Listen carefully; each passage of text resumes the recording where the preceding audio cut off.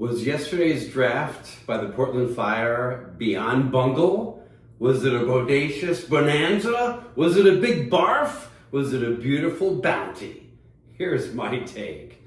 Joined by 1,000 of my closest friends, lots of us getting pictures of players, wearing our newly minted jerseys, big energy, excitement, anticipation. When they showed the leadership group working through the number 7 pick on ESPN's coverage up on the big screen, huge applause. People were locked in. And the folks around me, and to be honest, me, were thinking Flaugier, for sure, Jay. But a little voice inside of me was whispering, is she really the type of player Vanya and Sarama are looking for?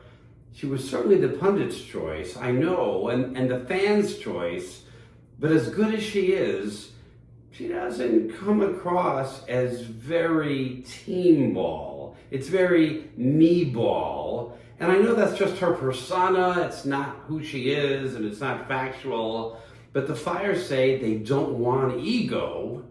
So I guess I wasn't completely surprised when they announced Iana Martin. Who?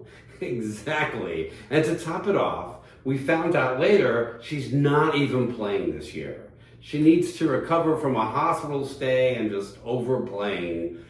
So if you're thinking big barf, hold on a second. First, Flaugier was immediately dealt, so Golden State really didn't want her either. Second, we have to remember GM Vanya Stranievich was at Golden State as assistant GM. She's been scouting players for years, knowing full well that overseas players aren't scouted as well by other teams, and maybe not as appreciated as they should be. But they really are playing against adults from a young age.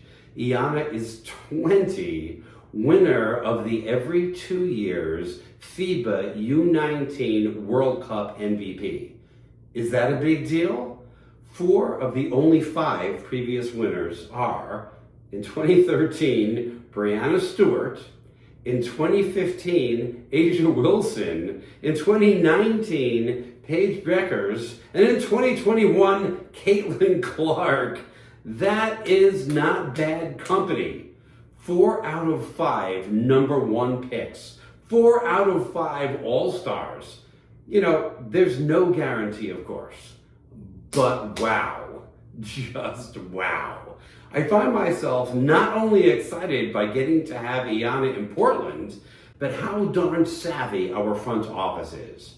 Vanya says Iana is a generational talent. So did it kill some of the excitement at the Moda Center? Yes, it did. But there's nothing like W's to make it loud in here. Hey, if you're into this kind of breakdown, hit subscribe and ring the bell, and when I start doing live episodes, you'll get notified by YouTube. So, a bunch of fans left, but we stayed until pick 17, when Latson was still on the board, and everyone around me was expecting to hear her name. But we did all start joking that it would probably be a European we never heard of. And that's exactly what happened. And again, to be fair, Latson didn't go until 20, and only half the players drafted at about 20 are around a few years later, and less than 10% make a significant impact. So if Vanya wants to shoot for a surprise at 17, I say go for it. And I looked up Frida Buhner, and I understand why Vanya thinks she could be in that select 10% that make noise in the WNBA from the second round. She turns only 22 right before Caitlin Clark comes to town. She's already been playing against grown women for years in European leagues, where she's been putting up 15 to 20 points per game, 5 to 10 rebounds, 50% shooting, and 80% from the line, and just shy of that for Germany's national team. But still, the shock of not taking what seemed to be the obvious choice was too much for 90% of the fans. We left. A little bummed. But look, like most fans, I've watched some games. I've studied the board. I took opinions from the pundits as well as anybody. However, after listening to Vanya, watching some highlights, and reading up on these players, we can really make things happen. And we still have serious cash if we can find the right free agent to sign. I'm excited to hear something soon. Maybe another hidden treasure for Sarama Ball. I might not have been happy last night, but today I am fired up.